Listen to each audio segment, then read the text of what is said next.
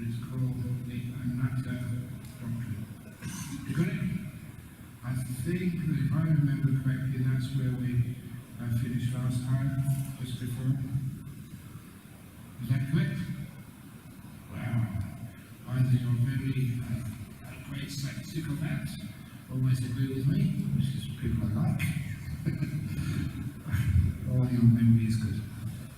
Okay, so we're all ready to talk. Go. You okay there? Do they sound good? Okay, so here we go. Namo tassa bhagavato arahato sama sambuddhassa. Namo tassa bhagavato arahato sama sambuddhassa. Namo tassa bhagavato arahato sama sambuddhassa. Buddhaṃ dhammam sangham namasami. So in these sutta classes, which when I have the opportunity to lead them, you will see that this document called Word of the Buddha is based on a very old translation done by Venerable Disiruwana, almost 100 years ago by now. And so I decided to retranslate it, but still keep the same form, taking sutras, sayings of the Buddha from different parts of the Sutta Pitaka, and rearranging them into a form according to the Four Noble Truths, Eightfold Path. And as I was doing this, I was making sure that the translations are improved.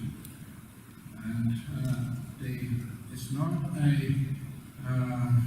what's the word he used though? It's not a paraphrase, it is a translation.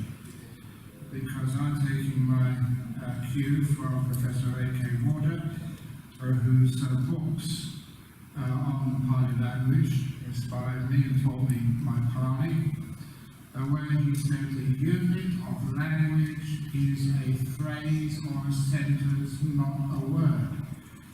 And he was advising the Professor of Sanskrit at Cambridge, and he was advising that if you do any translations, do not translate word by word, you translate phrase by phrase, or sentence by sentence.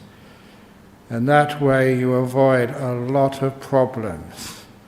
I'm just talking with Venerable this morning. There's one such problem which Buddhists, many Buddhists would know of, in the Satipatthana Sutta, where in each of the four Satipatthanas, they translate to contemplate the body in the body, feeling in feeling, mind in mind, dhammas in dhammas.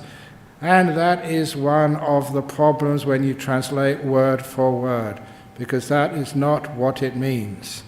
It means just to contemplate the body, to contemplate the feeling. It is one of those idioms in foreign language. The sentence construction is not the same as the way we construct sentences in English. In Pali, they often have you do dishwashing of dishes, you do path sweeping of paths, you do car driving in a car, and of course car driving except in a car. But that is just the way of the Pali language. It doesn't mean anything else except you do drive a car. So this is the idiom there, and when you translate word for word, you put a lot of stuff in here which does not belong. So here, this translation is accurate, and it is done phrase by phrase, which makes it more readable and more powerful. So, I think the last time I got up to just before the Anatta doctrine, so now we come to some descriptions of the five components of existence. These are what makes up the human being, and just very quickly, it is the body, it is the experience, it is the perception, will and consciousnesses, not just one but many. And then after that we have similes for them. This is the Anatta doctrine from the Samyutta Nikaya. Suppose that this river Ganges was carrying along a great lump of foam, and a person with good sight would inspect and carefully investigate it, and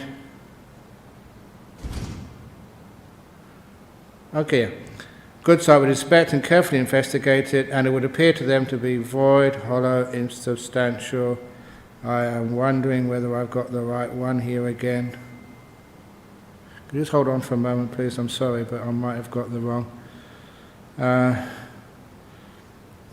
it gone again?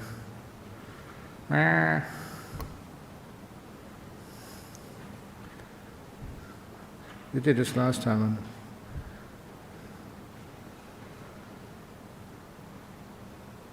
Because some of these are not as well translated.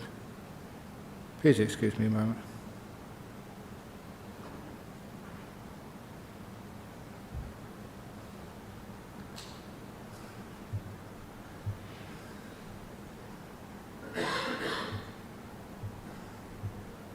Oh boy.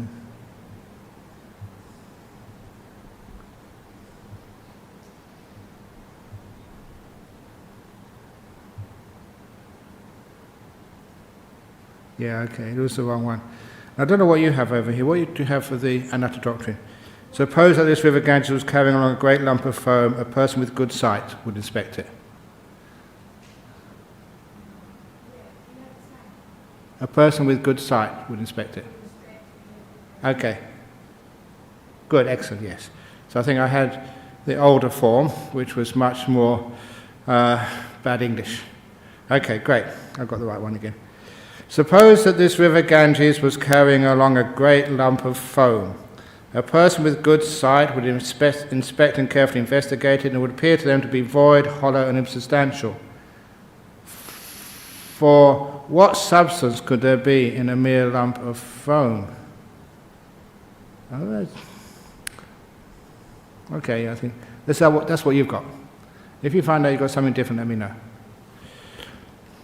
So all these ones, I'm continually upgrading them, improving them. So what substance could there be in a mere lump of foam? So too, whatever kind of form, body there is, whether past, future or present, one's own or others, gross or subtle, inferior or superior, far or near, you inspect and carefully investigate it, and it would appear to you to be void, empty, insubstantial. What substance could there be in form, stuff, things? And if any of you has done any physics, you know that all this stuff, it appears to be hard, but there's actually nothing really there. Just, first of all, molecules, and the molecules, atoms, there's neutrons and protons, and it's mostly 99.9999999% nothing, emptiness. It is very much like foam. Suppose it were raining and big raindrops are falling. A water bubble arises and bursts on the surface of the water. A person with good sight would inspect and carefully investigate it, and it would appear to them to be void, hollow, and insubstantial. For what substance could there be in a water bubble? Just this is the simile for experience. It's just a plop and it's gone. And some of you may know that the Scottish poet Robbie Burns, one of the verses in one of his famous poems was, pleasures are like poppies spread, you pluck the flower, the bloom is shed, or like the snowfall in a river, white for a moment, then gone forever. It's just this quickness, the fastness of any experience. It's a plop in the river, and then it's gone, no substance. So too, whatever kind of experience there is, past, future or present, one's own or others, gross or subtle, inferior or superior, far or near, you inspect and carefully investigate, experience, to be void, empty, insubstantial. For what substance could there be in experience?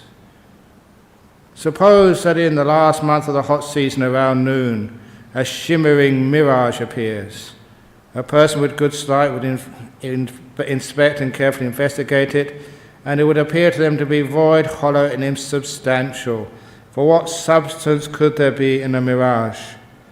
So too, whatever kind of perception there is, whether past, future or present, one's own or others, gross or subtle, inferior or superior, far or near, you inspect and carefully investigate it, and it would appear to you to be void, empty, insubstantial. For what substance could there be in perception?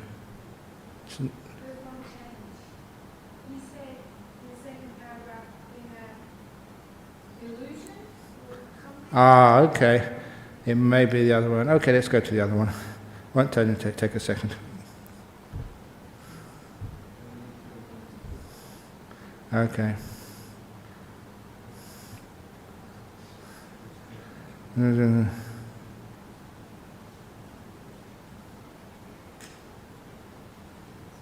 Delusion. So what else? We're passing from what's in.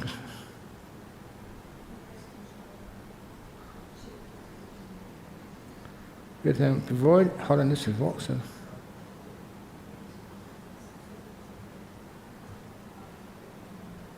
Void, hollow, and insubstantial. What have you got? I've got void, insubstantial.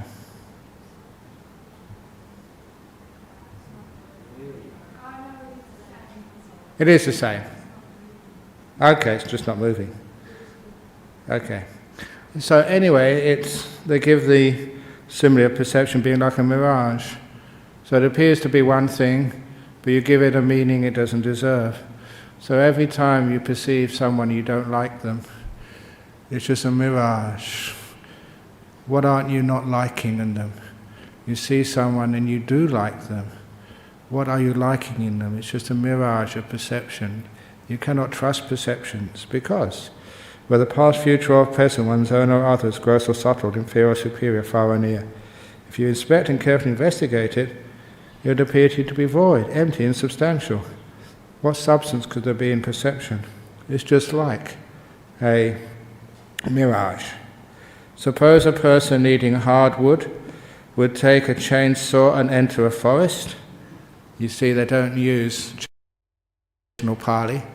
But anyone who's going to get some wood in the forest these days would not take a two-handed saw like it says in the original sutta. They would take a chainsaw. So this is what I mean. You translate phrases, not words. Suppose the person eating hardwood would take a chainsaw and enter a forest. There they would see the trunk of a large banana tree, straight, fresh, without fruit but core. They would cut it down at the root, cut off the crown, unroll the coil. As they unroll the coil, they would not find even softwood, let alone hardwood. A person with good sight would inspect and carefully investigate it, and would appear to them to be void, hollow, and insubstantial. For what substance could there be in the trunk of a banana tree? So too, whatever kind of will there is, whether past, future, or present, one's own or others, gross or subtle, inferior or superior, far or near, you inspect it and carefully investigate it. And as you investigate them, it appears to you to be void, empty, and insubstantial. For what substance could there be in volition, in will? We always think right in the center of will there's the hardwood of me. I am at the center of my will. But when you actually unroll it, you find there's nothing in the center. It's insubstantial, no hardwood at all in your will.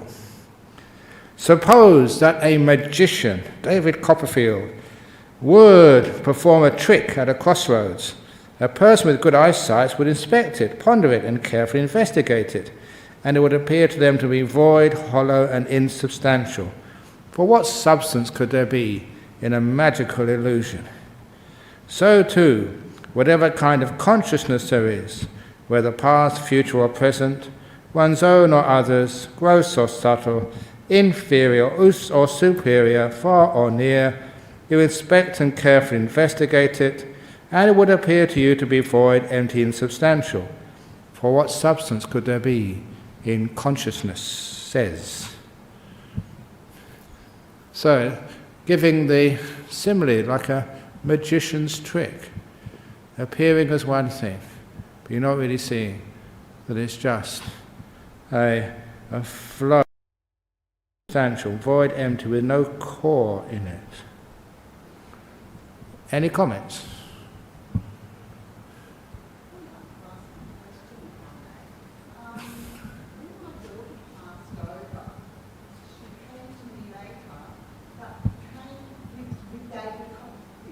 With David Copperfield. It's David Copperfield was dead. I thought he's still alive, isn't he? I don't know. I don't know. And I just thought that was rather interesting because it was like a trick, because he's a magician. He is, yeah. I can't quite So anyway, get the connection between what you were saying, which is weird stuff, that after your daughter died, she came to you in a dream or in waking time? No, I was awake. Awake? I was sort of just starting to go off to sleep. Starting to go to sleep, and it came to you. Well, we're not quite sure exactly what that is, but a lot of times if it's in that state, even if you are fully alert, fully awake, we see here about the way perception is. The perceptions are real, but we give them meaning they don't deserve. A mirage appears to be water on the road when it's very hot. We're actually seeing that. It's real, but we're giving it a meaning it doesn't deserve. So when we say about perception, often we see something and then we say, that's this person, that's that person. If it's someone who's like a David Copperfield who hasn't died... Yes, the name actually came to me. Yeah, okay, but that is where the perception just tricks you. It's probably somebody else. Okay.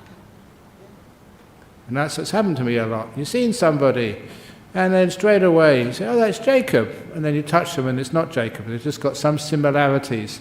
And your mind makes a connection which is not really deserving. It looks like Jacob Medding, but then you go and touch them and say, hi, I was mistaken, it's not you. That happens often. And that's just showing you how perception, it works on incomplete information and just makes one too many assumptions, which actually gives you what is actually impossible. And it's also one of the reasons why that after the person does die, I was always really intrigued why it is when people do die and they say that they go through the light, they meet people on the other side. And who do they meet? And I've talked to Christians and they are absolutely certain, and they're not lying, that they saw Jesus, and that confirms their Christianity. And then there's other people, Catholics, and they swear to me that they saw Virgin Mary. There is people who are like Vietnamese Buddhists, and they're absolutely certain they saw Kuan Yin, the goddess of mercy. And there are some people who are atheists, they don't believe in any religion, and they say, no, honestly, I saw it, it was real, it was Uncle George, who passed away 2 years ago. And sometimes that made me wonder, what's going on there? Because these were real, they weren't lying, they weren't being deceived, these were real, honest people. And it's obvious after a while that it's not as if, as I wrote in one of my books, that there's like a, what might say, like a little office when you die, and people actually look out who's dying. Here's John Treasure, so these are Buddhists, so this is your turn, Sariputta or something, to welcome John Treasure. This is a Christian, so Jesus, come on, your turn. It cannot be anything like that. Instead, all it is what you're actually seeing when you die. It's this beauty, this truth, this nimitta. And you add onto that what you expect. And the way that perception works, we add on a lot to what we see, what we hear. What we add on is what we expect. So if somebody says a nice thing to you, and if you hate that person, you don't expect a nice thing, we always interpret it, we perceive it. What do they mean by that? They're playing some game, aren't they? These are just examples of how perception adds on to reality, and that's what's presented to our conscious awareness. So that's why perception is insubstantial. You cannot trust it. It's a mirage. Anyway, but the trick of the crossroads, the idea of a magician, and apparently magicians have told me that what they do, they try and take your attention away from the truth. So it's like, it's not so deceiving you, it's grabbing hold of your perception and pushing it to another place where the real trick is not happening. So it's a way of deceiving you, and that's a very good simile to what consciousness is. We're actually not looking at where the real action is happening, and instead we're looking at just at another part of the conscious process, especially usually the happiness and the unhappiness of it, instead of what actually is the consciousness, what's actually going on there. And if we could only see it, we'd actually see. I remember there's one of our monks, I saw him recently when I was in England, Ajahn Vimalo, and he's a very, very wonderful monk, very, very funny, but he'd also, as a young man, he would do some magic tricks, and he would perform some magic tricks for us, for the monks. Were you there, Buddha, when he came? No. But just a very simple magic trick of taking a piece of tissue paper in his hand and moving it backwards and forwards, and then it just totally vanished. And right in front of you, it was really amazing. He made a piece of tissue paper vanish. But actually, when you were standing to the side, when he wasn't actually putting your attention in a place it shouldn't be, you saw him, he just actually threw it past a person. But the person never saw that. He was deceived to look somewhere else when he actually threw the piece of tissue paper past. And he said, this is what magic is. You let people focus on a place where the action isn't really happening. And where they're focusing on one place, you can do all sorts of stuff on the other place. And that's actually how you deceive people, just like consciousness. Anyway, for what substance could there be in consciousness? So these are the Buddha's similes of the 5 khandhas, the components of existence. The body is just like foam, there's nothing solid in it. That even experience is just so momentary, it's just like a raindrop plop and it's just gone. And that perception is a mirage, cannot trust it. And that will, the 4th of the khandhas, the 4th component of existence, is like a banana tree.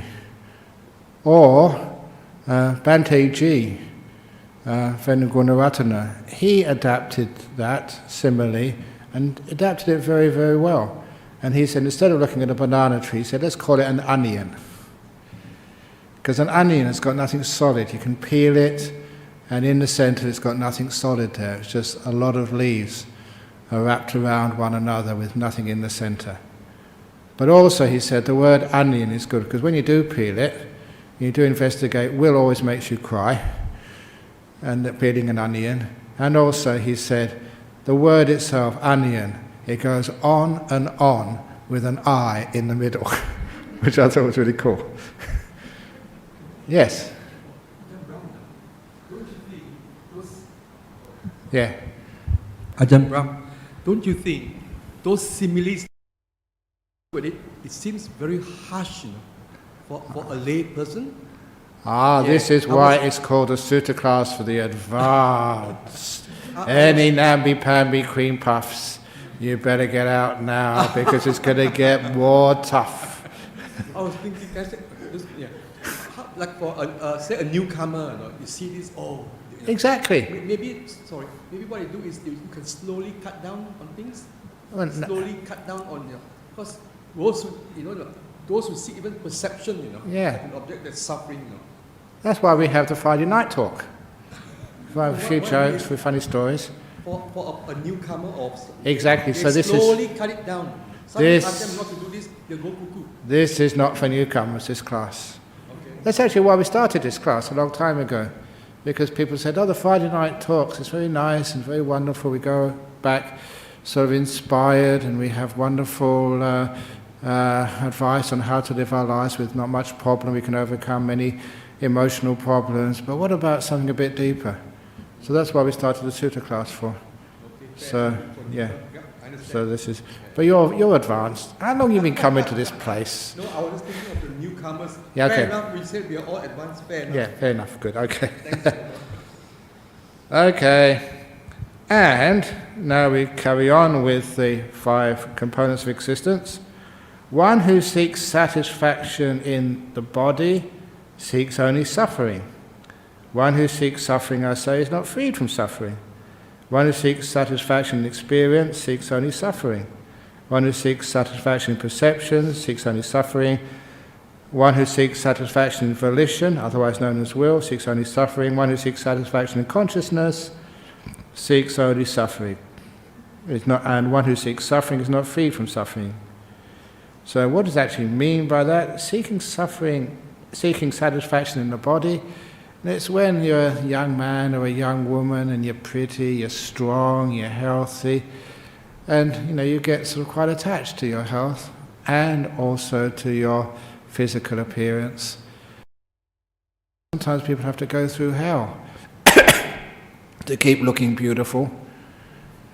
I saw a picture of, I think, I look at the news on my little tablet here of Nicole Kidman. There's some more awards or something going on, some Oscars or something. And you can see close up just how her once beautiful face needs a lot of makeup to keep looking as she's expected to look. Botox as well, nose jobs, boob lifts, I don't know what else. But whatever it is, it's a lot of suffering to keep up a personal image. And the same with guys, trying to keep that up. I remember even seeing like the great Cassius Clay, Muhammad Ali. I met him once. I got his photograph, his autograph when I was 11, when he was in London. Really nice guy. But after a while, that he was the great boxer, the Cassius Clay, and people would actually come up to him and just, when he was in his 60s or something, he couldn't do that anymore. But if you find satisfaction in your physical prowess, it's a lot of suffering when it starts to disappear. So you only seek satisfaction in suffering, or seek satisfaction in experiences. How many more experiences do you want in your life? Because sometimes people always want another experience. And it seems to be the experiences are also always to be more intense. What is it? There's that Japanese fish, a blowfish, and even with the best cooks, sometimes they make a mistake, just one tiny mistake, and it's going to kill you. And they go to these restaurants knowing that there's a reasonably good chance they won't come out of that restaurant alive. But they do that knowing, that blowfish might kill them. Because the experience, the danger, is something which they get addicted to. All the other experiences, they've been there, done that, and it doesn't really create any joy for them anymore. They get dull, satiated. So the next experience always has to be a little bit more intense every time. Which is why seeking satisfaction in experience is only seeking satisfaction in suffering. And in perceptions, trying to seek satisfactions in perceptions, suffering. And especially seeking satisfaction in will is only in other words, getting a stronger will, fighting your will against other people's will. Where that ends up is being President of the United States and being a real pain in the ass. So why do people want to do that anyway? And seeking satisfaction in consciousnesses, to being aware, being alert, because much of what you're aware of is not really very pleasant. So consciousnesses is consciousness of a lot of suffering, which is why a lot of people don't like being conscious. They like to just distort their consciousness or dull it with drugs. So, seeking satisfaction in those things is seeking satisfaction in suffering. Remember, this is all part of the first noble truth. So yes, it may look a bit negative, but the escape is coming next. So, why this laughter? Why this joy when it's ever blazing in a fire, shrouded all about in gloom? Won't you look for the light? Look at this well-groomed body, a mass of sores popped up full of illness, with nothing stable or lasting. This body is worn out, so fragile, a nesting ground for disease, this putrid body dissolves. And that reminds me of that story of Ven Ajahn. For those of you who have a copy of things like the middle-length sayings, the middle-length discourses of the Buddha, it was first translated by Ven Ajahn. I had the good fortune of meeting him in Sri Lanka many years ago, a very lovely old monk. He obviously passed away now. And the reason why he became a monk was that he was a young man in pre-war Germany, just enjoying his life, and he was at a beer garden. The beer gardens was set around a house somewhere in the beautiful countryside of Germany, and they would make the beer there, they'd sell it, and they had all the places on the outside, the little benches and tables where you go with your friends and have some beer and have a really good time. And they still have those beer gardens in Germany today, but maybe not as rustic as in his day. And he was with some friends, having a few beers, having a good laugh, a nice time with his mates. And then the house in which the beer was made and sold caught fire. There was a fire in the cellar. Oh no, it's actually higher up in the house, I think you remember telling me. And the owners of the beer garden house ran out, and a lot of his friends, young men and young women, ran into the house for free beer. And when they ran into the house for the free beer, the top story of the house collapsed and killed all of his friends. And of course, there's no emergency services in those days, pre-war Germany. And so he had to help with everybody else, douse the flames, pull off all of the burnt rafters, and take away the charred remains of these young men and young women who were his contemporaries. And it affected him so much that he stopped whatever he was doing and went to Sri Lanka to ordain as a bhikkhu, as a monk. That was his defining experience in his life. Why this laughter, why this joy? When he read this, that really hit him so hard. Why this laughter, why this joy, when it is ever blazing? And then for him the house was blazing, it was a real story. So anyway, this is one of the very hard, it's not for beginners, Eddie. There's a problem. So, we should do something about the problem. Don't go into the house to get some more free beer because, there's plenty of time. You don't know. And lastly, we have here a bit more, the 3 warnings. And this actually you see very often in Buddhist stories of the Buddha. And this is actually one place where it comes. But my friend, didn't you ever see among human beings a man or a woman, 80, 90 or 100 years of age, frail, bent like a roof bracket? In those days the houses did use actually bent pieces of wood as their ridge pieces. Bit crooked, wobbling as they go along, leaning on a stick, ailing, youth gone with broken teeth, with grey and scanty hair or bald, with wrinkled skin and blotched limbs, and forgetful. And of course, you probably had mothers or fathers like that, grandparents like that. My friend, didn't it occur to you, an intelligent and mature person, I too am subject to old age. I am not exempt from old age. Let me now do good karma by body, speech and mind while you can. So sometimes it kind of brings it home to us. But, my friend, didn't you ever see among human beings a man or woman sick, afflicted, gravely ill, bedridden, unable to look after themselves? My friend, didn't it occur to you, an intelligent and mature person, I too am subject to illness. I am not exempt from illness. Let me now do good karma by body, speech and mind. And of course we've all either had sicknesses ourselves, but we've recovered, thankfully. But you see other people who don't recover with sickness. And in the end, sickness we recover, we'll escape it for a while, but it will come back to us. But my friend, didn't you ever see among human beings a man or woman in a coffin, about to be cremated or buried? And again, if you look at the original there, it says a man and a woman being carried on a bier. And this is like the old times. This is actually just exactly what it means, but a much more appropriate translation. Did it not occur to you, an intelligent, mature person, I too am subject to death. I am not exempt from death. Let me now do good karma by body, speech and mind. And in fact, just where you're sitting, John, there were 2 coffins the last week, one on Wednesday, one on Friday. So you're sitting in the place where the coffin usually lives.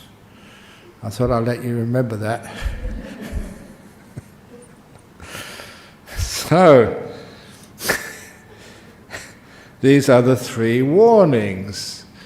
And what that really does is not just to make you negative and afraid, but to wake you up. So make sure you start doing your good karma, body, speech and mind. And I don't mean getting more donations. I mean actually just keeping your precepts and learning how to meditate and just learning what's going on to free your mind. Now we have the messages about samsara. The word samsara literally means wandering on, like an endless journey. This samsara is without a beginning. Her first point is not discerned of beings roaming and wandering on, blinkered by delusion and shackled to wanting. Now, of course, that's a new translation, which I thought has a bit more punch to it. First of all, the Buddha said specifically, samsara without a beginning. The whole idea of a creation, a beginning of a world, always never made any sense at all. Philosophically, logically, it never really was satisfying.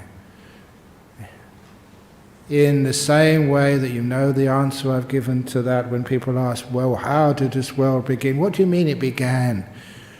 It's like saying a beginning to the planet Earth, an edge, a starting point. And that's exactly how people thought 300, 400, 500 years ago. They thought the earth was flat. Go far enough in one direction, you fall off, the beginning or the end, the edge. And now everybody knows the earth is round. The earth doesn't have edges, no beginnings, no ends. It goes round and round and round and round. And then you get to the whole space, the universe. If you go far enough, are you going to come to an end of this universe, an edge? Is there a beginning or an end of space, an edge? And you ask any astrophysicist and they'll say, no, there is not an edge.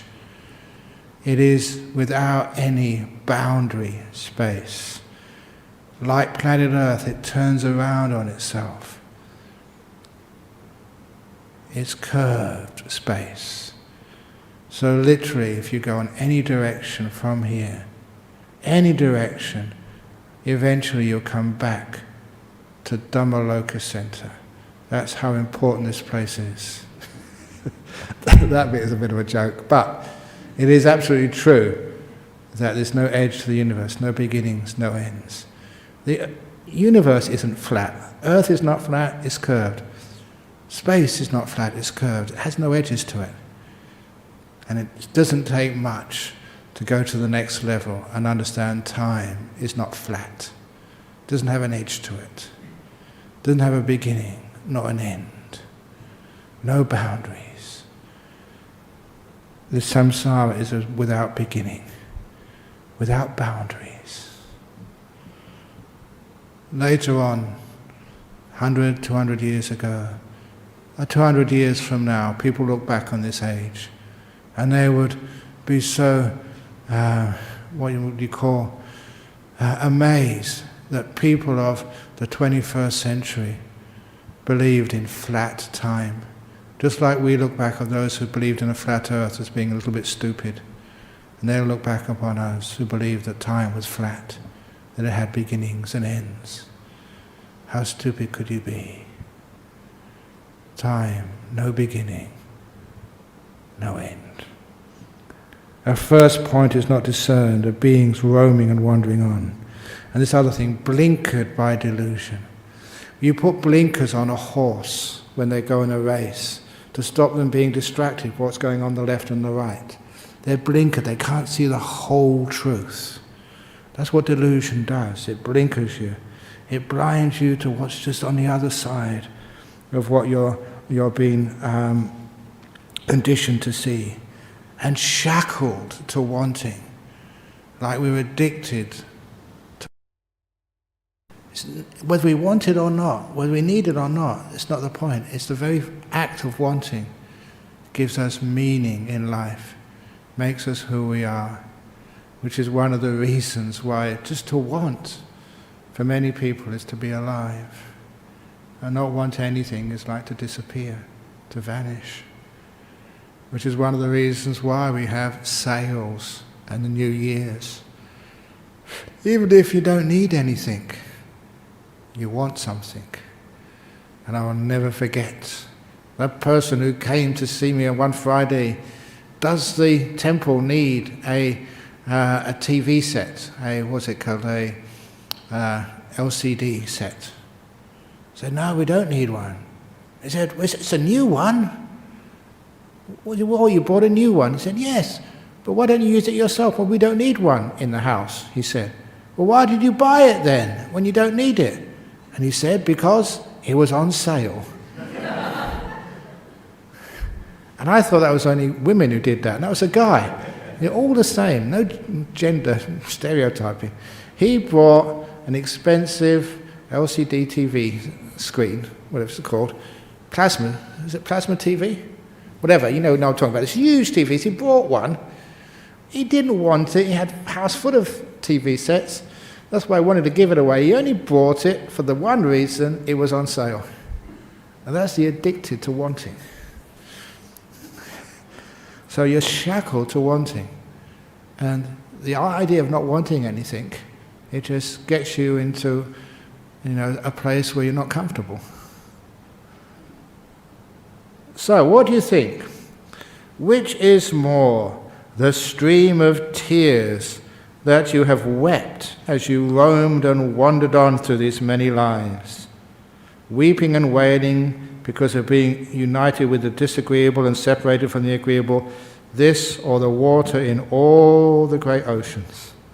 Which is more, all the tears you've wept or the waters in the oceans? The ocean. And the Buddha is saying, for a long time we've experienced the death of a father millions of times.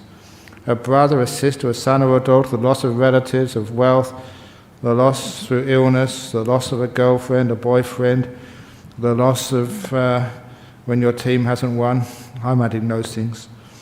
As you have experienced this, weeping and wailing because of being united with the disagreeable and separated from the agreeable, the streams of tears that you have wept is more than the water in all the oceans. So says the Buddha. So that's a lot of lives, a lot of weeping. And of course I often say that's why the water in the oceans are salty. That's only my joke. Or which do you think is more?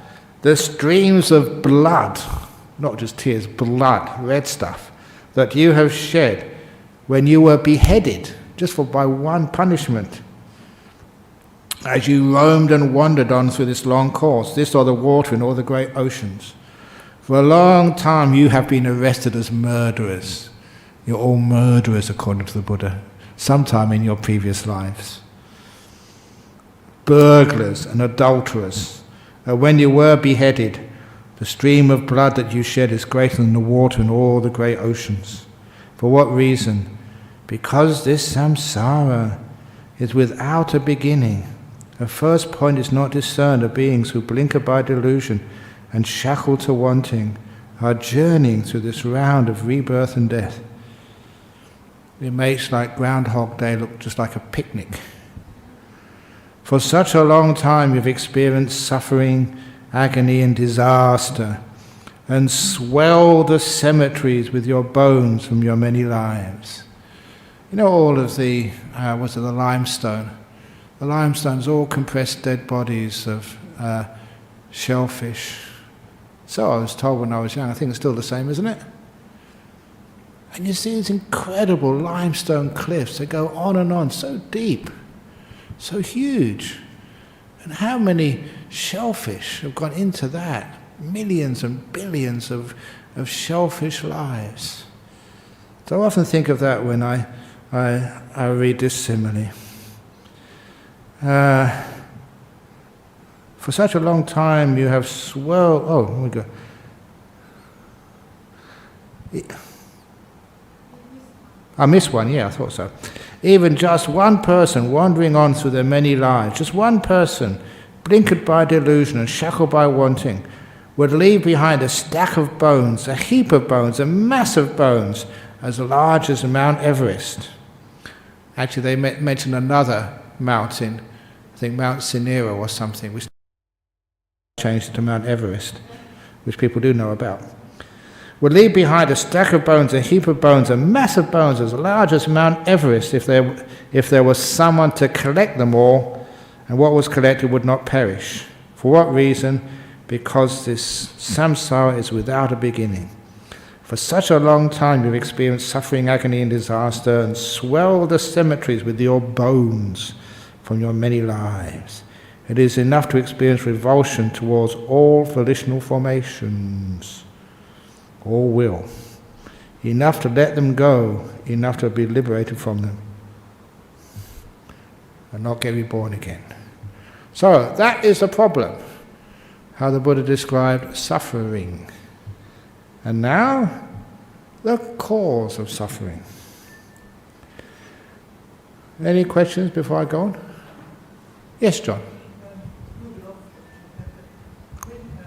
You've got to get the When life transfers from the plant, the algae, to an animal, where does the consciousness come from? How does that begin?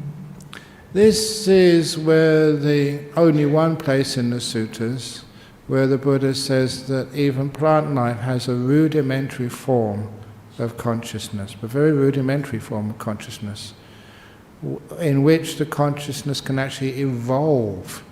So in other words, remember that these plants or animals or beings, these are only the vehicles where consciousness can find a footing, can develop and grow. So there's a parallel evolution going on. The evolution of the forms in which consciousness can exist in, and a separate evolution of consciousness itself. Streams of consciousness, okay, not a soul, but the stream of consciousness, a process of John Treasure. So now you have gone in this quite highly evolved body, in which you are looking at me now, but eventually when you die, your stream of consciousness will go to another body. With the stream of consciousness, sometimes you can choose all sorts of highly evolved or less evolved bodies, depending upon its karma. So you've got a parallel development of form, and also the stream of consciousness itself. So when you talk about plants, there must be a pretty rudimentary type of consciousness would actually go into a rudimentary type of vehicle in which it expresses itself. So if we go back further, where does the consciousness begin with the first plant? And then it says it before this physical universe began. And most of it was in what we call the mind-made realms. those are usually, what they call like the jhana realms, which is not just a high state, but like a default state, when there's no physical stuff for the stream of consciousness to go into and to make use of. There's no sort of physical stuff there. Just quite automatically, the craving for that physical stuff, it cannot exist. So you do eventually, basically, go to the default state of the jhanas. Those jhana realms are totally, in the realm of the mind, like I said on Friday, it doesn't live, in this human world. And this human world, eventually vanishes. It goes through its cycles of existence and non-existence, or of the physical. But there's no beginning of the passage of consciousness or streams of consciousness. That is no beginning to your wandering. And even, yes, there is such a thing as a Big Bang, but as even Stephen Hawking keeps on saying nowadays, there was before the Big Bang. And there was always just, this universe, if it can happen once, it can happen many times. So it's just world cycles of existence. And just in those cycles of existence, a new Big Bang creates a new universe as we know it. But it's before the Big Bang, there was before as well. But then afterwards, that gives rise to forms which can evolve, and then the streams of consciousness can actually descend into those forms and take a life. And there was beautiful periods, what they say in Buddhism, like, this human realm, not too much suffering, not too much happiness, somewhere in between. Enough happiness, enough comfort that we can have the time and the purpose to develop ourselves and to find out the meaning of life. Because if there's too much suffering, we'll just be surviving. And survival will take up all of our time and energy rather than figuring out what the heck are we here for. Too much joy, too much happiness will just make us too indulgent. There's no incentive to do anything to find out about why we're here and who we are. So that's what they say, this world, the human realm, is a pretty neat, cool realm to be as a vehicle for us. There's enough of incentive of pain and suffering and disappointment, but there's a lot of free time and comfort for us to have the opportunity to come to places like this and listen to a Dhamma talk. So this is a pretty highly evolved state you're in right now. Does that make any sense? Okay. Okay, now we have the noble truth of the origin of suffering, the second noble truth, the why. Now this is the noble truth of the origin of suffering. It is the wanting which leads to rebirth, accompanied by enjoyment and desire. It's not the enjoyment and desire, it's the wanting, and enjoyment and desire comes with it. Seeking delight there. That is the wanting related to the five senses, the wanting to be, and even the wanting annihilation.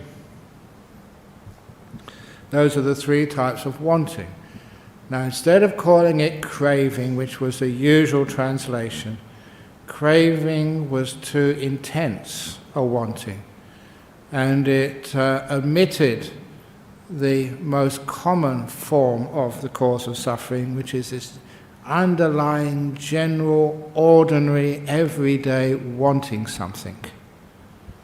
So craving was a pretty good try at a translation for Dhanha, but it missed far too much. Wanting anything, even wanting good stuff, becomes a cause of suffering. And where does this wanting arise and become established? Wherever in the world there is anything agreeable and pleasurable, there this wanting arises and becomes established. Sight, sound, smells, taste, tangibles, mind objects in the world are agreeable and pleasurable, and there this wanting arises and becomes established. Wherever there's something agreeable and nice and you want it, doesn't have to be great pleasure, but sometimes if it's agreeable because you're at peace, you're comfort, you're asleep at night, wanting to go to sleep is suffering. For those of you who've had insomnia, couldn't go to sleep last night. Just that wanting, and that wanting is what causes the sleeplessness. It causes the restlessness. It destroys contentment. There's one of my favorite sayings, which I even said last Friday, that when you want something more, you cannot enjoy what you have right now. Wanting destroys happiness. It promises you enjoyment, but actually it destroys contentment. The six consciousnesses, sight, hearing, smell, taste, touch and mind, are agreeable and pleasurable. And there this wanting arises and becomes established. Even wanting to hear, wanting to feel, even want the consciousness experience itself, we want to be. This is where you find some people that when they're on their deathbed, they're so afraid that their consciousnesses will all disappear totally, they'll just vanish. They would rather be conscious and suffer than not to be conscious at all. And that's what they think is going to happen to them. And so that's one of the reasons why people linger on at their deathbed.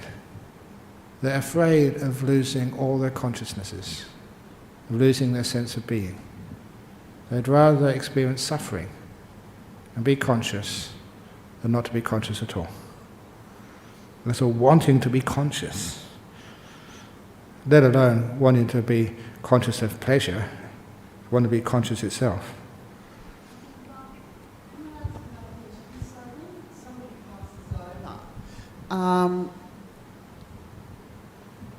How does their consciousness still survive? Yeah, the consciousness carries on, yeah. Yeah. But a lot of people think it doesn't, and that they're terrified of that. So then, it's much easier if you understand that your stream of consciousness continues on after death. People who've had the near-death experiences and they've come back again, they're not so afraid of death anymore. Why? It's because they know the consciousness continues on. It's not a sort of a blank stop, that's it, we disappeared. But can't they be afraid of, yes, the consciousness is still going to carry on, but what is going to be created from that consciousness when they pass over? Yeah, that is something different. But for most people, the fear is of non-existence. Consciousness gone. They'd rather be conscious than exist, even in pain, and not to be conscious at all. And that keeps so many people suffering at the very end.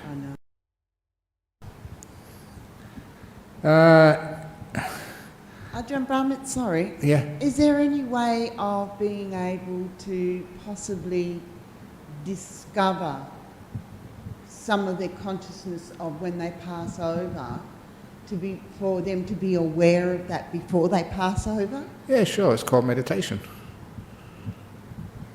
Yeah, but my neighbour's 99 years old. She's not going to go into meditation now. Why not?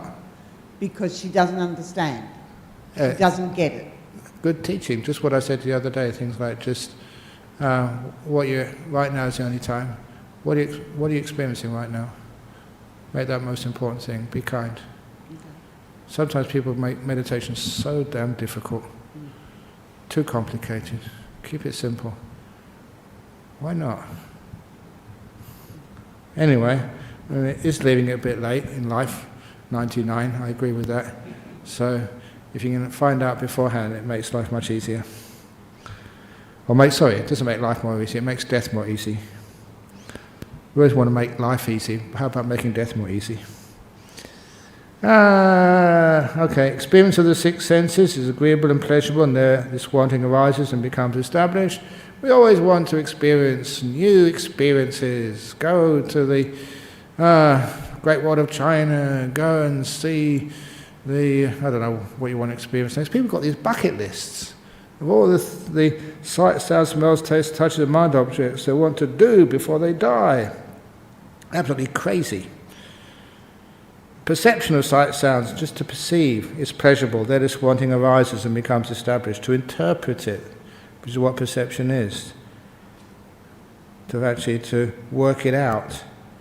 Will in regard to sight, sound, smells, taste, touches, mind objects is agreeable and pleasurable, and then this wanting arises and becomes established. This is the will to control, the desire to control. We want to be. We're so afraid to let go. We want to will. The wanting of sight, sound, smells, taste, mind objects is agreeable. That's already.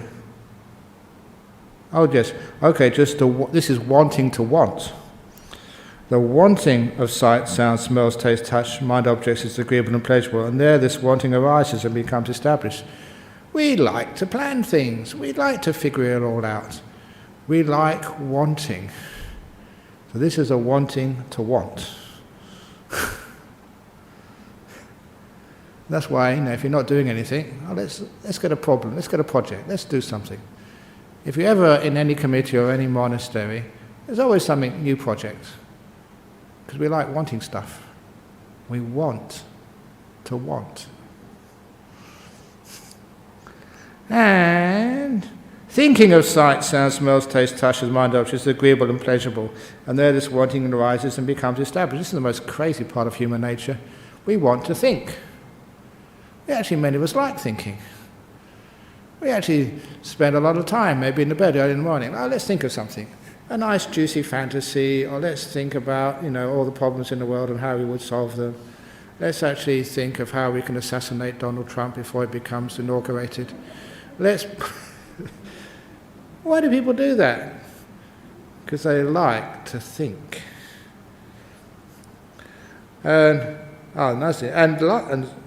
from thinking, I forget what the original translation was, but what it really means is fantasizing about sight, sound, smells, taste, touches and mind objects is agreeable and pleasurable, and there this wanting arises and becomes established. Do we like to fantasize? Even though we know it's a total waste of time, your fantasies never come true. You never meet the boy of your dreams. You never meet the great master, the teacher, who satisfies every criteria of what a Buddhist meditation master enlightened being should actually be. You will never find the perfect committee to join or the perfect president to serve under. You can't find a perfect wife or a perfect dog even. So, we fantasize about it, and there this wanting arises and becomes established. It's called the noble truth of the origin of suffering. No peace. Always doing something.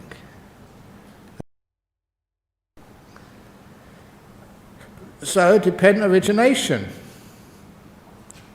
This is part of the fabric of the Buddha's teachings. This is like seeing things from cause and effect. Remember, this is the cause of suffering. Why is there suffering? What's the reason? We see a cause and effect, and this is very, very common in the teachings of the Buddha. On seeing a sight, you want it if it's pleasing. You try to get rid of it if it's unpleasing. You abide with mindfulness and wisdom of the body unestablished, with a limited mind. And you do not understand as it actually is the deliverance of mind and deliverance by wisdom, where these corrupt, unwholesome states cease without remainder. Engaged as you are in favouring what you like, opposing what you don't like, whatever experience you have, whether pleasant or painful or neutral, you delight in that experience, welcome it, and remain holding on to it. As you do so, delight arises in you. Now, delight in the experience is a fuel. This is actually the petrol which drives the car. It is the oil which keeps the wicker light. With fuel as a condition, states of existence develop. You create the world. With states of existence as a condition, you get reborn into that world. With rebirth as a condition, here we go again. Old age, death, sorrow, lamentation, pain, negativity and distress come to be.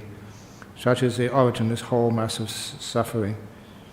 all coming from just wanting. Seeing a sight or any other of the 5 senses or 6 senses, you want it, you try to get rid of it. That wanting creates the world. And you get reborn into it. It's amazing just, I've been born long enough to live long enough in this world. It's only 65 years, but you've seen how much this world has changed too. Why does it change so much? Just the wanting, the craving. It's amazing just how all these little ants called human beings, because of wanting, have created this amazing mess called civilization. It's so simple when I was young. Why did we blow it all? Because we wanted it to be better. Now, maybe I'll just finish off with these two. This is present karma results and future karma results. With the 5 senses as the cause, the 5 senses as the source, the 5 senses as the basis, the culprit being simply the 5 senses, seeing beautiful sights, hearing beautiful stuff, feeling, the 5 sense pleasures. Presidents quarrel with prime ministers, politicians with each other, priests with imams, businessmen with households, parents quarrel with each other and with children, sibling with sibling and friend with friend, and here and there quarrels, brawls or disputes, they attack each other with abuse, fists or lawsuits, whereby they incur death, injury or loss. Now this too is a danger in the case of the 5 senses, the mass of suffering in this life. This cause being simply the 5 senses. Once you have the 5 senses, as said before, if you see something, hear something, smell, taste, touch something, if you want it, it's pleasing. If you try and get rid of it, if it's unpleasing. And from that, we get all the problems of our world. So said the Buddha. Again, with the 5 senses as the cause, people steal, commit fraud, sleep with other people's partners, abuse children, and when they are caught, they are imprisoned and ruined. Now this too is a danger in the case of the 5 senses, a mass of suffering in this very life, the cause being simply the 5 senses. And again, with the 5 senses as the cause, the 5 senses as the source, as the 5 senses as the basis, the culprit being simply the 5 senses. It's not you, it's just the senses, the fact we're born with seeing, hearing, smelling, tasting, touching, and with the pleasing aspect and the unpleasing aspect, which causes us to want and to crave. People indulge in misconduct of body, speech and mind, and having done so in the dissolution of the body after death, they reappear in states of deprivation, in unhappy destination, in perdition, even in hell. Now there is a danger in the case of the 5 senses, a mass of suffering in the life to come, having the 5 senses as its cause, the 5 senses as its source, the 5 senses as its basis, the cause being simply the 5 senses. You will not find a spot in the world, not in the sky nor in the ocean or inside a mountain cave, where you'll be free from the consequences of any corrupt karma. Now, this is the negative part of karma, which needs to be said, but there's an important point, in this passage. I've written down the Pali for present karma results is Sandittika as opposed to Samparayaka, which is the results of karma in a future life. And I put this down because it's so common that, really common, that we chant the qualities of the Dhamma. Suwakato Bhagavata Dhammo. Well expounded is the Dhamma of the Buddha. Sanditiko Akaliko Ehipasiko Opanayiko. This is the first word, Sanditika. And you can see from this passage here the meaning of this word Sanditika. It means in this very life. So this is a teaching which you can confirm, prove, experience its veracity in this very life, as opposed to something which is going to happen after you die. And so this is when you start to look at the way these words are used in other contexts, it makes it quite clear what the meaning is when we talk about the qualities of the Dhamma. And the Buddha mentioned this especially because this is not something you have to wait until you die to find out if you followed the right religion. Was Catholic right, Jewish right, the Orthodox, the Muslims, which one was the right religion? You have to wait until you die to find out whether you back the right horse. As far as religion is concerned, that's very, very dodgy. Because they all say that they're correct and others are wrong, but the only way you can truly find out is when you die. But here, the Buddha's saying, this Buddhism, this Dhamma, is something you can experience right now, in this very life. So you don't have to wait till you're dead to find out whether being a Buddhist was a good idea or not. We'll do it now. Oh, any questions? Am I going too deep for you? Okay. Yes. Okay.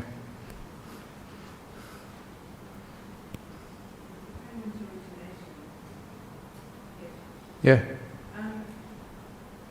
this relate not only to what brings us back into incarnation, but also does it create creation itself? Yeah, the dependent origination has many levels to it. We just mentioned a tiny bit here. We're going to go into it much more deeply later on in this series of talks on the word of the Buddha. It is just a basic theme which runs right throughout Buddhism.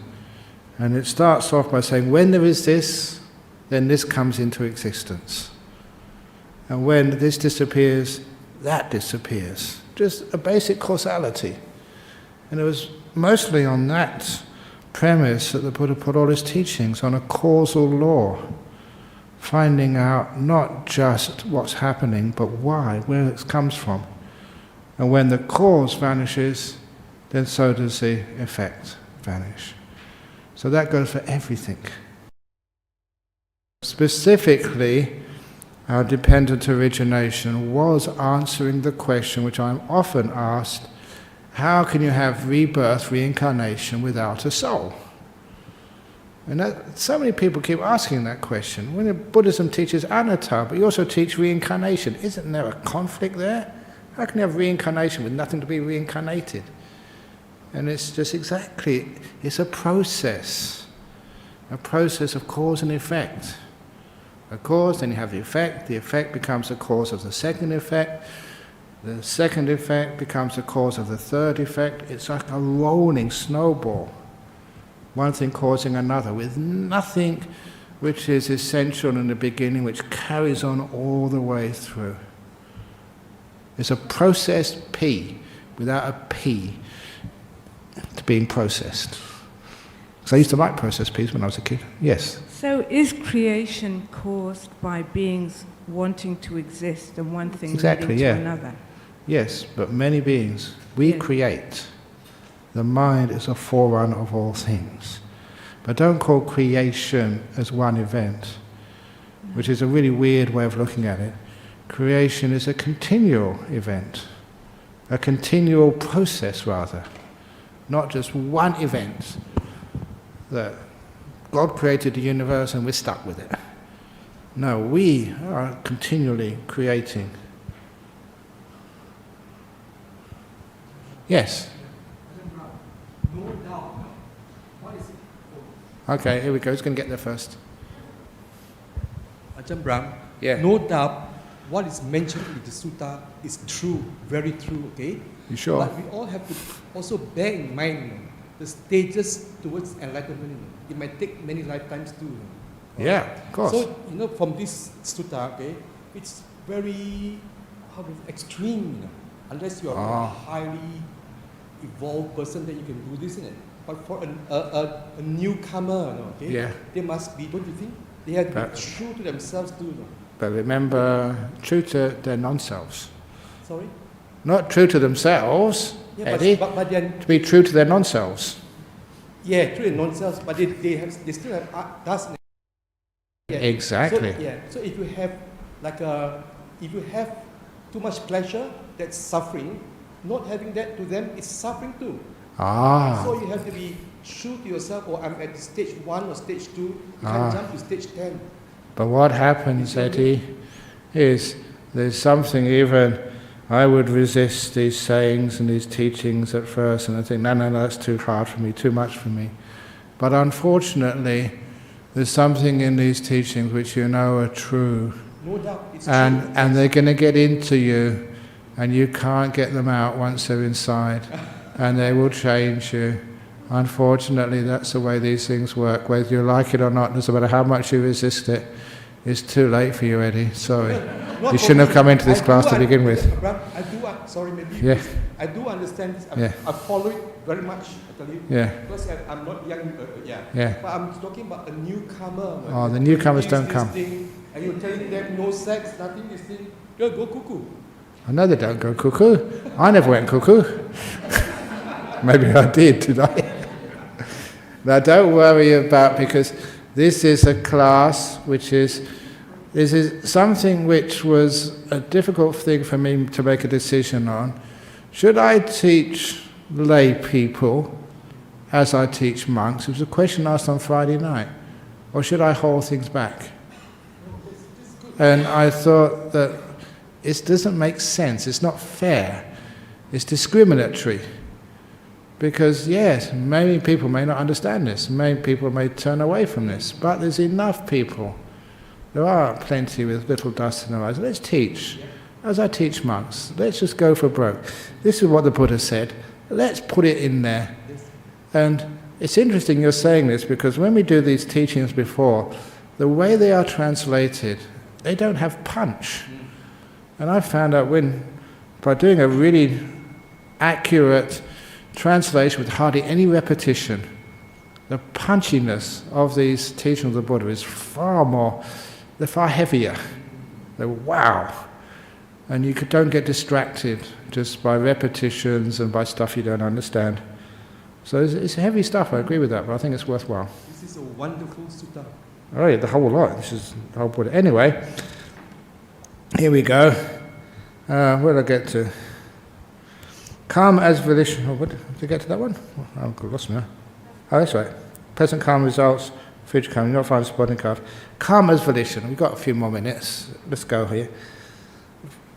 I'll just finish off with the karma as volition. Volition, will, is karma, said the Buddha. Powerful statement. When you will, when you want, you do something, that is karma. For I say, having willed, you act by body, by speech, or by mind, one of those three.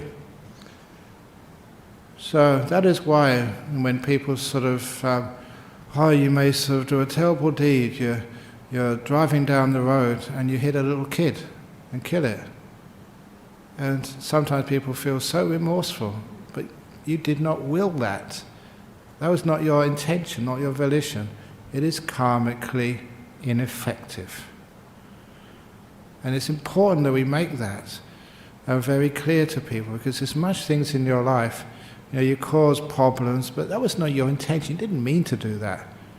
Literally, it wasn't your will. Therefore, it's not karmically active at all. And because we live in very much a blame society, and we blame far too much guilt and too much suffering in this world. But if you will it, then you have to take responsibility for it. Having willed, you act by body, speech, or mind. And what is the diversity of the karma? There is karma to be experienced in a hell realm. Yes, there are hell realms. You make them. There's something which I saw a long time ago, and Ajahn Brahm, good on him, he looked at the sutta in Pali much more closely than I looked at it and said, Ajahn Brahm, yes, you're right. There's not a person sends you to karma. You're not judged by some sort of terrible court somewhere and said, Eddie Koo, you are sentenced to 20 years in the hell realms. That doesn't happen. You send yourself there. No one else does. And you go as long as you think you deserve. And especially those people who have lots of guilt, which is amazing just how people have this guilt inside of them. They feel they need to be punished, and my goodness, they do punish themselves. And that's just so sad for someone like me who cares about people, loves you. You don't need to do that, but you have to. You just can't not do it. That's so ingrained in you. And that's what happens when people die. the things which you did, which you're not proud of, your naughty things which you did. You've hurt other people. And why should you be punished? Why? But that's what we think. And so we actually create a hell realm. And we stay there as long as we think we need to. I'm just going off on an anecdote here. The incident which really made it very clear to me was actually when I was overseas teaching in Indonesia, and had a good friend over in Indonesia, Venerable Sri Panyawara, a very lovely monk. I tried to get him to come over here, but he hates travelling. He was the one who offered the stupas and the 2 lions at Jhana Grove, because he lives around Bodhpur area. So when I went to visit him once and give a talk at his temple, he was so kind, a very lovely monk. And so he gave me the guided tour around Bodhpur, by a monk, a very senior monk. And that was just amazing, because he knew more about that than any of these guides you have to pay for. And on one of the carvings, on the bottom level, which is supposed to be the hell realms, and as you go up you get the Deva realms, and on the bottom there was this carving of one of the old Jataka stories, of a man who had done the terrible karma of pushing his mother over and injuring his mum. And because of that, he was reborn, because he thought he needed to, in this hell realm with the razor wheel.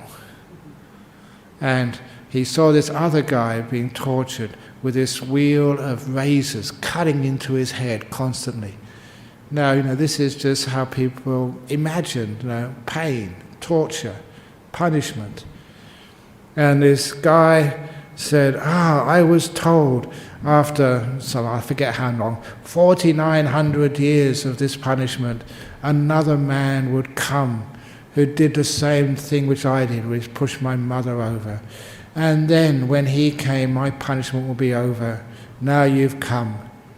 And at that, the razor wheel left this first person's head and came into this new guy's head. Incredible suffering. But this guy, he's supposed to be punished for pushing. Then this guy suddenly thought of kindness, compassion. It's a terrible thing to do, to harm your mother. But it's also this terrible punishment. So I resolve to take the next 5 people's punishments. May this wheel stay in my head for 2,000 or 450 years or something. I'll take my punishment in the next 5 out of compassion for them. And of that just thought of kindness for other people who pushed over their mother, that thought of kindness was enough to make that razor wheel explode, shatter, and he got immediately reborn in the heaven realm. And the meaning of that was that you can only exist in the realm of punishment if you have negativity. If ever you're in a sort of a down state, depressed state, hell realm, just thoughts of kindness and compassion, softness, explode those prisons. You cannot exist in such a state with a compassionate mind. You go to where you belong. And so that exploded the razor wheel, and he got reborn in a heaven realm. You make those realms. They're mind-made. So if you have a compassionate mind, immediately that realm vanishes and you're compassionate. Now you've had dreams. Sometimes dreams are really negative, having a difficult time. If you can somehow generate a kind thought during a dream, the terrible dream disappears. These are mind-made, but far more real than the dreams, but similar in the fact that the way your mind is, how it affects stuff. So that's actually the hell realms. They are not out there and you get reborn into them. They're not like Paris, which exists whether you go there or not. You make them, and you stay there as long as you like, as long as you deserve. That's why they're mind-made. You understand that, how we create this stuff. Volition is the karma. You will it, and it happens. So there is the karma to experience in hell, in the animal realms. the realm afflicted, the ghost realms, the human realm, the heavenly realms. This is called the diversity of karma. And what is the result of the karma? The result of karma is, say, threefold: to be experienced in this life, in the next life, or in some subsequent life. This is called the results of karma.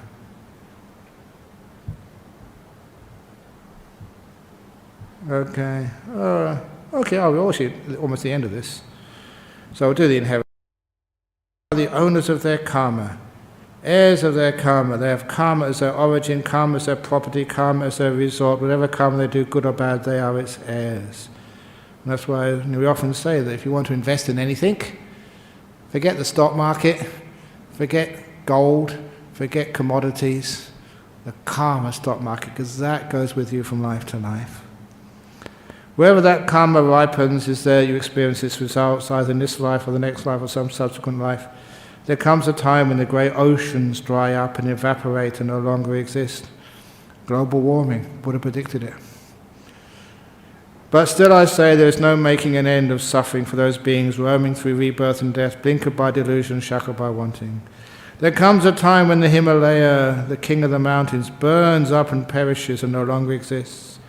But still I say there is no making an end of suffering for those beings roaming through rebirth and death, blinkered by delusion, shackled to wanting. There comes a time when the planet Earth burns up and perishes and no longer exists. But still I say there is no making an end of suffering for those beings roaming through rebirth and death, who are blinkered by delusion and shackled to wanting. That's another thing which I really was quite inspired by these teachings. Just the time scale of it is vast. Not just a few years, but this whole amazing perception of just even planet Earth burning up and perishing, no longer existing, which is going to happen, according to physics. So, any other questions before we finish off? Yes, John.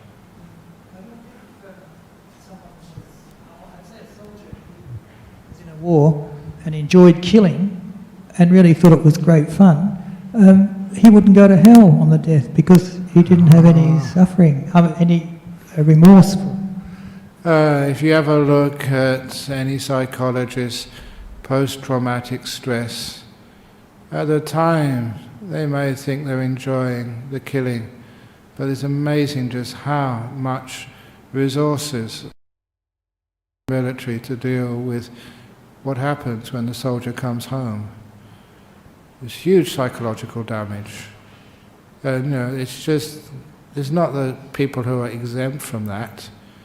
Just about all sort of military personnel in conflict situations experience that post-traumatic stress. It's trauma to kill somebody, to see their eyes. It's one of the reasons why, I read a book of, it was actually only the foreword, I think, of a general who was saying that the hardest thing as a general, training soldiers, was to get them to actually pull that trigger. In old days, when the soldiers would face each other, you'd see the person you were shooting. There were so many soldiers refused to pull the trigger, even though they knew they were going to be killed. And that was the hardest thing, as a general, to get the soldiers to actually pull the trigger. You know the way they solve that problem now? They shoot the trigger thousands of miles away, from a drone, automatic. So they're not really seeing the eyes, they're not really smelling death.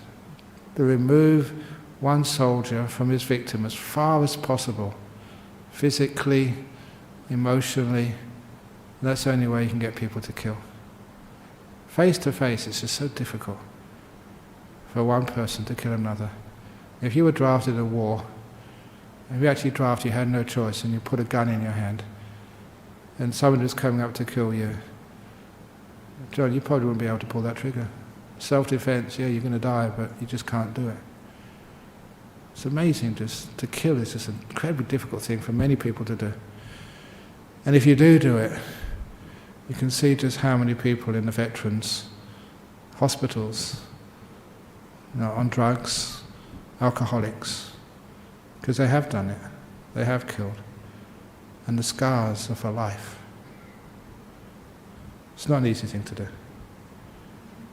So there is, yes, deep karma there.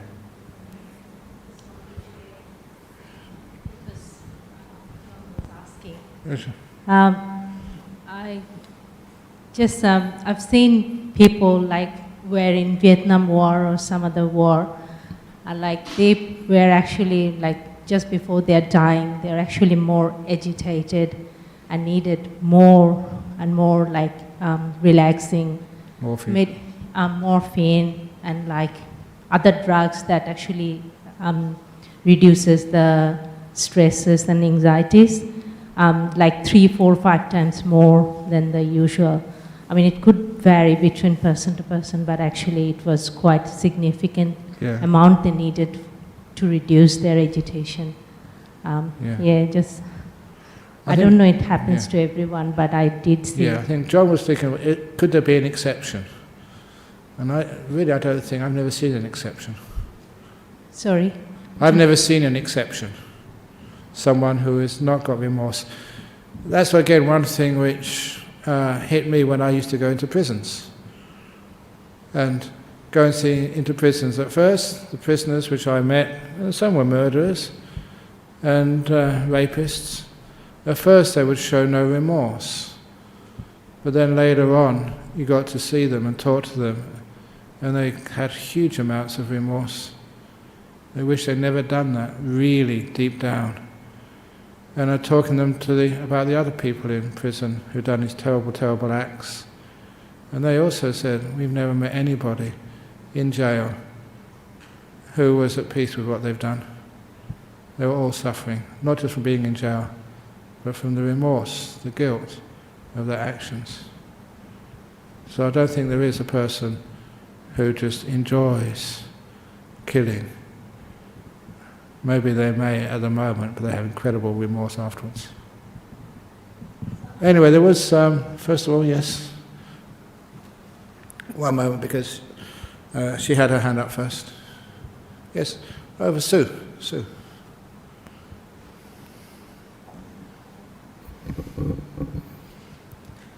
Ajahn, you were talking about the cycles of the universe. Oh, yeah. So that goes in, say, our realm would go in from the creation as we know it into jhana realms. Yeah. And then back out into what we know. Yes, it was this world, yeah. And so would there be beings that can actually continue to cause rebirth throughout the changes of the universe and go just on forever? Well, not on forever, for a long, long time. Because when it comes to the Buddha, he said, no, I forget what the number was, but it was an unexpected number, I think 91 cycles of the universe he could remember. Right. And it wasn't sort of like 100 or some nice number like 99 or 88, which is a lucky number in Chinese. It was like 91 or something. That he could remember. Basically cycles of universes. So that's a pretty good memory. So actually some beings, the only thing that's going to get us out of this is to become enlightened. Otherwise, exactly, yes, otherwise you keep on. coming back again and again and again. And just, big bangs or big crunches or whimpers or whatever. Universes do end, they have to end. But then another one comes up afterwards. And here we go again. Even universes get reincarnated. And that's actually basic science. Okay, yeah, you had one last question, then we finish off.